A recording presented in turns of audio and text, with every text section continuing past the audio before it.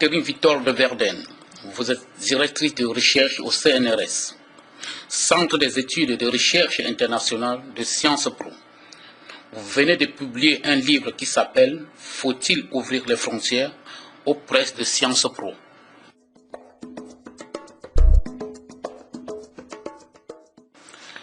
Que représentent les migrations dans le monde aujourd'hui?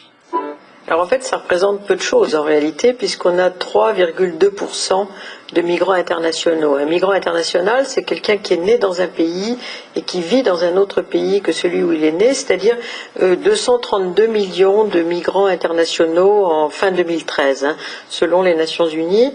À côté de ça, on a 740 millions de migrants internes, et on a par exemple 240 millions de migrants internes en Chine, donc il y a autant de migrants internes en Chine que de migrants internationaux à l'échelle de la planète. Ce sont rarement les pauvres qui partent, ce sont des gens qui ont des réseaux de connaissances, des réseaux linguistiques, des réseaux familiaux à l'étranger et qui considèrent qu'ils peuvent préparer leur voyage en fonction de ces réseaux. S'il n'y a pas de réseau, il n'y a pas de migration.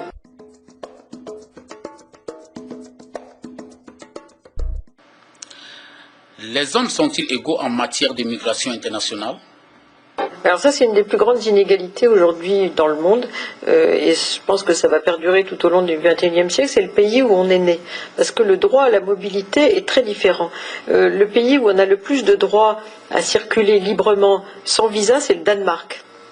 Parmi les plus, disons, mal lotis, si j'ose dire, on a beaucoup de pays africains qui cumulent ce qu'on appelle le risque migratoire et des situations de crise, donc qui doivent fournir des visas pour presque toutes les destinations qu'ils se proposent d'effectuer. Donc là, il y a une très grande inégalité quant au droit à la mobilité à l'échelle mondiale. Or, le développement favorise ce droit à la mobilité, donc plus ces pays vont entrer, comme c'est déjà le cas, notamment les pays du Sud, dans des phases de développement plus importantes que beaucoup de pays européens, ils vont aspirer à être mobiles.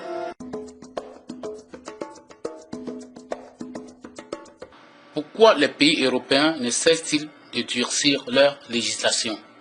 Ils ne cessent pas parce qu'ils considèrent que c'est en fermant les frontières, à la fois sur place, mais aussi à distance, à travers le système des visas, à travers les accords de reconduction à la frontière qui sont souvent finalisés avec les pays sur les frontières externes de l'Europe, pays du Maghreb, pays de l'Est, tous ces accords de réadmission, comme on les appelle, et puis aussi enfermement dans ces zones intermédiaires ou dans les pays d'accueil, les camps, les zones d'attente, les centres de rétention. En fait, ils considèrent qu'il faut donner une réponse à l'opinion publique. L'opinion publique est très inquiète du fait que l'Europe est devenue une très grande destination migratoire au monde, et donc ils veulent mettre en scène, avec une certaine théâtralité, le contrôle des frontières, même si ce ne sont des décisions qui ne sont qu'à court terme ou à moyen terme, qui n'ont aucun impact en réalité sur la dissuasion, alors que souvent on dit on va continuer à contrôler, à dissuader, à réprimer pour dissuader les gens de venir. En réalité, la dissuasion, ça fait 30 ans qu'on contrôle les frontières durement avec le système des visas et d'autres murs et donc barrières diverses qui ont été instaurées. On n'a pas véritablement dissuadé parce que les flux se poursuivent. C'est pas l'invasion ni la conquête, mais c'est un mouvement long et continu qui se poursuit vers l'Europe, entre autres, mais aussi vers les États-Unis, le Canada, les pays du Golfe et beaucoup d'autres destinations au monde.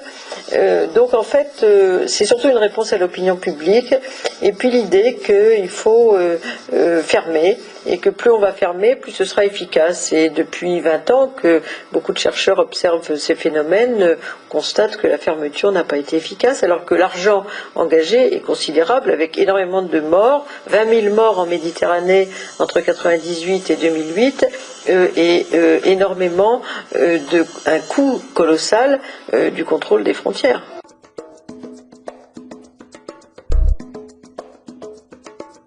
En quoi les fermetures de frontières sont-elles coûteuses? Alors d'une part, les reconductions à la frontière, parce que les reconductions à la frontière, quand elles sont mises en œuvre, ça coûte entre 3 000 et 35 000 euros. Ça, c'est les tarifs qui ont été pratiqués par la France depuis ces 3-4 dernières années. Donc 35 000 euros pour une seule reconduction, c'est quand même très très élevé quand les gens viennent de très loin et pour lesquels il n'y a pas de pays où il n'y a pas de charter pour les reconduire, donc il faut des lignes régulières. Donc ça, c'est très coûteux, plus le coût des centres de rétention, le coût des zones d'attente, etc. Il y a toute une infrastructure très élevée, plus les systèmes de contrôle policier physique des frontières extérieures de l'Europe. Frontex, son budget a été multiplié par 3 depuis quelques années, depuis 3 ans en gros, et la dernière réponse à Lampedusa au mois d'octobre, ça a été on va augmenter encore le budget de Frontex qui a dépassé les 100 millions d'euros. Par ailleurs, d'autres systèmes de patrouille sur les frontières méditerranéennes, le système intégré de vigilance externe entre l'Espagne et le Maroc, par exemple, des opérations également qui ont des noms de dieux de l'Antiquité, Odysseus et quelques autres idées en Méditerranée qui sont des formes finalement de contrôle de l'ensemble de la Méditerranée, aussi bien orientale que balkanique que Méditerranée, Europe-Maghreb. Il y a également tout ce qui est lié en fait au droit d'asile, puisque le droit d'asile produit beaucoup de sans-papiers en fait, du fait qu'il y a à peu près 70-80% de déboutés selon les pays européens. Une grande partie de ces sans-papiers sont des gens qui ont demandé l'asile, qui ont été refusés. Mais en même temps, un certain nombre d'entre eux ne peuvent pas être reconduits parce qu'il y a une clause de non-refoulement pour des gens qui viennent de pays en guerre, pour lesquels ils seraient menacés de mort s'ils rentraient chez eux. Donc on les garde, mais sans aucun statut. Donc là aussi, il y a, disons, un coût considérable de ce genre de politique, puisque d'abord ils sont pris en charge tant qu'ils sont demandeurs d'asile. Ensuite, quand ils sont déboutés, ils deviennent sans papier. Ils travaillent sans avoir le droit de travailler. Donc ils ne payent pas d'impôts puisqu'ils sont pas souvent parce qu'ils sont demandeurs d'asile. Donc c'est aussi un coût considérable et un coût humain parce que c'est des gens qui souvent ont des capacités qui sont pas du tout mises, disons, à profit dans les pays d'accueil. Donc ça aussi c'est un coût très important. Et puis le coût diplomatique avec les pays de départ, parce que très souvent c'est pas toujours des amis en reconduisant les sans-papiers dans leur pays d'origine.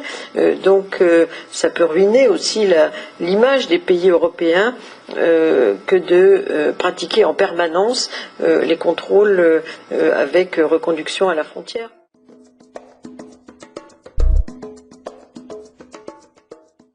Ouvrir les frontières, n'est-ce pas la mort des systèmes de protection sociale des pays d'accueil? Alors ça, c'est la grande question. Ce qu'on peut dire, c'est que pour l'instant, d'abord, comme je vous ai dit, il y a peu de gens qui migrent à l'échelle mondiale. Ce qu'on peut dire aussi, c'est que la plupart des migrants sont des gens jeunes, c'est-à-dire des gens qui ont entre 20, 25 ans et 45 ans. Donc ce ne sont pas les gens qui coûtent le plus en termes disons, de frais de santé, ni de retraite, puisque, et c'est pas, contrairement à une idée répandue, c'est pas pour bénéficier de ce genre de système de welfare qu'ils viennent. Ils viennent pour l'essentiel pour travailler. Quand on a 25 ans, on ne pense pas nécessairement à l'hôpital ni à la retraite. Mais les pays européens qui sont vieillissants, eux, pensent à ça, donc ils croient que les migrants pensent également à ça. Un autre élément également qui est important, c'est que de plus en plus de migrants sont en bonne santé, en fait, puisque dans les pays d'où ils viennent, il y a eu une amélioration du développement humain et le taux d'émigration est d'autant plus élevé que les pays sont développés économiquement. Donc en fait, on n'est pas là encore face aux plus pauvres, très loin de là, donc on est face à des gens qui sont plutôt scolarisés. D'ailleurs, le taux de scolarisation est plus élevé en termes de flux chez les migrants que dans le pays dans lequel ils entrent, pour l'échelle de l'ensemble de la population. Donc en fait, ce ne sont pas des gens qui sont les plus coûteux pour le welfare, même si effectivement ces systèmes de welfare ont été établis en Europe est à Providence dans les années 45 par une population déterminée de cotisants, et aujourd'hui il y a de nouveaux cotisants qui n'ont pas participé à ce système. Donc on peut comprendre l'inquiétude effectivement des pays européens en la matière, mais en même temps les pays européens sont dans un grave déséquilibre démographique et la part des actifs va ne cesser de diminuer dans les années qui viennent face aux inactifs. Donc les migrants sur le marché du travail vont réduire ce poids des inactifs sur le marché du travail et vont contribuer à donc assurer la croissance démographique des pays européens également.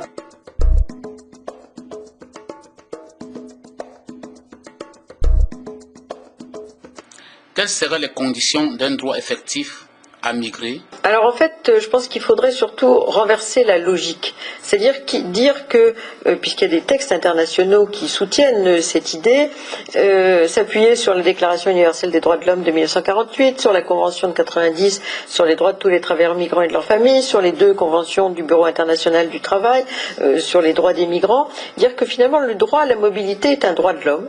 C'est un droit de l'homme ça a été le cas pour le 19e siècle, 5% de migrants, aujourd'hui on en a 3% à l'échelle mondiale, mais surtout dire que c'est un des grands droits sur lesquels on peut définir une sorte de bien public mondial pour le 21e siècle.